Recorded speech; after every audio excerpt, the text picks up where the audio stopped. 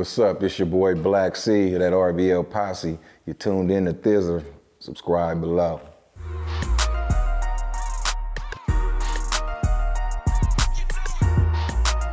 Nah, I didn't connect with him, but I was a little starstruck. I ain't even gonna lie, I just went up to him. I was just a young dude, man. This was like 87, 86, 87, Short used to come through it. From like 86 to like probably 88, like every year, whatever he was having, albums, because he dealt with one of my partners over there too, Fat Boo Boo. He actually, I forgot my boy in the pack, well, his daddy. That's how Too Short, that whole little relationship with Too Short, putting out the pack, the Wolf Pack. Back then, he dealt with Fat Boo Boo. His son was one of the rappers in the pack. And he sent them over to Too Short, but he used to have Too Short come through Hunters Point. That's why he got in the song. He said, I say what's up to my homies in Hunters Point. Because he used to always come through there, and we used to surround the car and buy out all his cassettes that he was selling at the time when he came through. And I got real inspired by that. I was just really like starstruck at the time because Too Short was dope as hell. And he was like a local rapper. We knew him. It's like, damn, I could actually see and feel him and touch him. And it's like, damn, back then you had stars. You know what I mean? Nowadays, you don't look at it like that no more. You know, you respect the OGs who came out, or even some of the new dudes that come out, they pretty dope, but a star back then was different, or a rapper back then was different compared to a rapper now. You know what I mean? You really, because it was hard to get a cassette. You see somebody come out with a picture on a cassette, it was like, damn, how he did that? Like, you thought you had to go to Hollywood somewhere for that shit to happen. So when Short came through selling his cassettes, man, it was like, we sitting around there just with our mouths open like, oh shit, that's Too Short. Like, this the one that's actually singing this song right here I've been bumping. So it was cool, man. Yeah, Short, man, was definitely an inspiration. And I thought about that, like I said, him, Ant Banks, Dangerous Dame, man, a lot of the Oakland dudes, man, like we really looked up to them in Frisco when it came to the music. That's why we cherished Cougnut when he came out, because we like, okay, now we got somebody. And then, you know, Forte was part of the Dangerous crew when they first came out. So, you know, that was like our OG. We like, oh, Fo, Dangerous crew. And now we got Cougnut. It was like, oh shit, like, okay. Like, we making moves over here. And also too, Huey MC, got to give love to Huey MC, because Huey MC was one of the first two to come out with a cassette back in the days, like, and people were slapping that shit too. So yeah, I definitely respected them, man. I got a little bit of something from all of them, man. From, like I said, Short, got a little something from 415, Brother Broski, D-Lo, Richie Rich and all them. Like I say, Forte and them, all of them was heavy influences on me early on in my career. And then, you know, like I said, I brought in new influences as I started like my production on the second album. I was heavily influenced by Bud Along, like Big Hutch and them, man. They like Cocaine and them. I was heavily influenced by them once my production started changing up, once we got on them keyboards. Mm-hmm.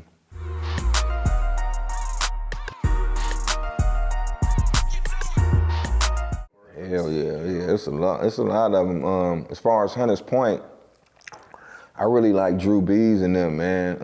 Drew B's and Ice, man, them dudes is dope as hell. They just, I mean, one thing I like about them is, like, they ain't asking for no handouts, they ain't asking for no help. They doing their thing, they shooting videos, they dropping music. And, you know, I like Larry June, of course, you know, he definitely from the Point. I want G Val to do his thing too. You know what I mean? I like G Val. I want him to try to make a comeback. He can really make something happen for us. I like G Val. There's a few other dudes I can't think of their little names right now. Damn, it's fucked up. You know, besides, like I say, my cousin H2MG AR.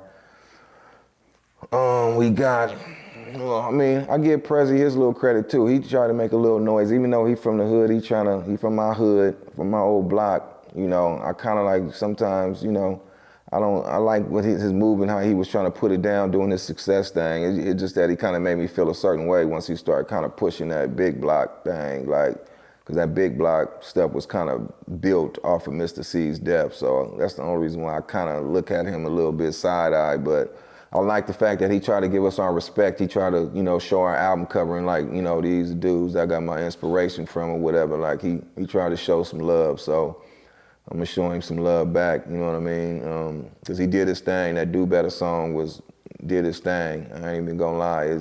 My kids and everything was playing that shit. I'll give him his props for that song. But you know, as far as Frisco, like, you know, Lil Yee, Semi-Auto Cease, like Lil P, there's a lot of them, man. I can't wait till Yada get out. Like Yada's like, I think he'll be on that level with the followers he got and the people he got. And then I come to find out that that's my one of my partners I grew up with, son. It's like crazy. Like my partner, Ken Yada from West Point, that's his son. Like, man, it's like made me feel good to know that that's all in the family. Like, man, it's like, you know, Lil Yace and them, it's a few dudes, man, who dope. They just gotta stay at it, you know, just stay grinding it out. Fidel too, I gotta give it up for Fidel too. It's a few of them, man. I just want them to just keep working hard, just keep doing their thing, man. I think as long as they stay at it, keep dropping these videos, you know, use their resources, get with Ghazi, you know, for that distribution, I think they'll be all right, you know what I mean? It's just staying at it, man, and stay out of trouble. That's the main thing, too. That's another thing, you know, because the politics in the city is crazy. You would get sniped over there hanging out and playing them games, man, and being part of them politics, man. You know, dude will nafe your ass real quick. So, you know, it's just all about staying in that studio, stay working, man, you know, getting the right people around you, you know what I mean? And get a nice support system. And I think they could take it to the next level. You know, Frisco definitely got some heat, man, and I respect it and I love it.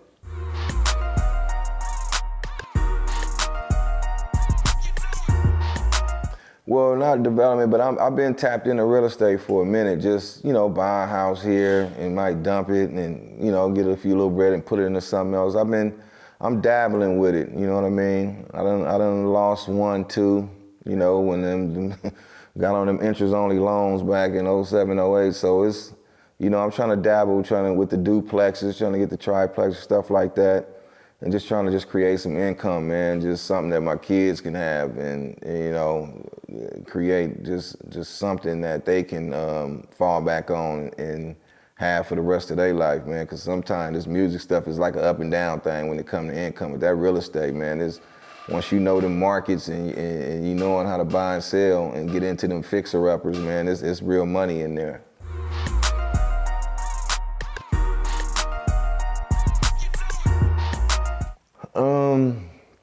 Well, it changed me a lot as far as the kids. Like when I had my daughter, like I ain't gonna lie, I used to be a fool. Like I said, the gang banging stuff, being stupid. Like, man, I'm talking about in the 80s, I was a fool in the 80s, man, for real, you know what I mean? But when I had my daughter in 91, that, man, slowed me down. I'm talking about all the way down, man, where dudes was like, man, that ain't Black Chris no more, man. He, you know, I like the Black Chris. Now he acting like Black C, like, you know what I mean? It's total switch up. Black Chris from Harbor Road was a damn fool, you know what I mean?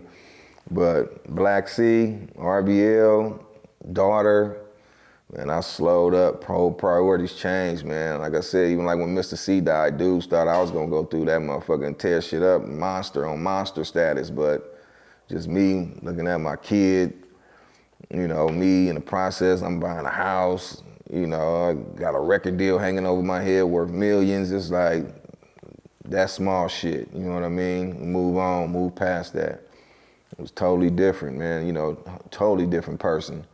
You know, Black Chris is totally different from Black C, man.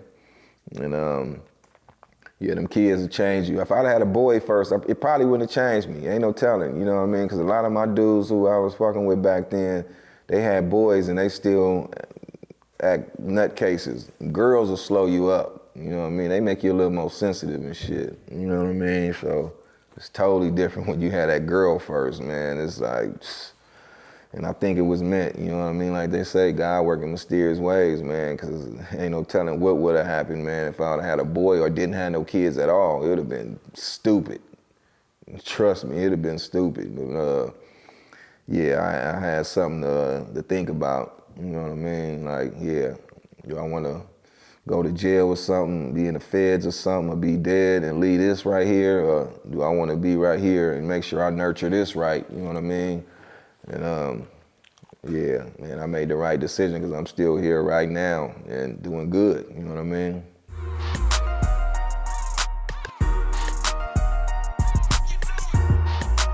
Me, I've been just sitting back chilling, man, really just moving that merchandise. Like I said, did a few licensing deals and stuff, and I'm just trying to find some inspiration right now, man. You know, my young dude's getting me motivated a little bit, but after my last album I put out, that's Still Ruthless, man, I just was kind of like, man, I just got slept on. I got a little discouraged. You know, I tried to go, you know, take it back to the old school and get a lot of people on it like 40, Be Legit. A lot of dudes from my class, from my era, Mac Mall, Sibo, man, the production on it was dope. The features was dope, man. I had Messi, San Quinn, Andre Nicotina. Man, a lot of dudes on there, man. They kind of got slept on, and I just was like, man, I ain't finna keep wasting music, man. Just putting stuff out. I gotta just sit back, you know, watch the climate, just check it out, just watch the industry, watch how this game is moving, and just jump in at the right time. It's like when they swinging a double dutch rope. You got to kind of wait and then jump in at the right time. So that's kind of like what I'm doing, man, just kind of sitting back and really trying to find some new talent, man, because I ain't really been that motivated. I'm trying to find me some youngster who, with the right now, you know what I mean, who got that right now shit, who really motivated and just needs some guidance, need a little help, need a little money behind them.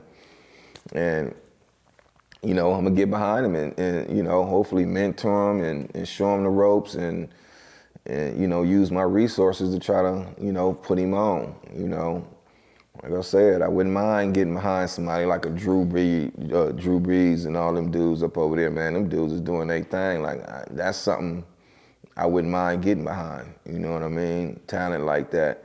But it's a lot of these dudes who feel like they already got it already. You know what I mean? They feel like, man, I could do this myself, which they can, and I ain't mad at them. You know what I mean? You can do it yourself.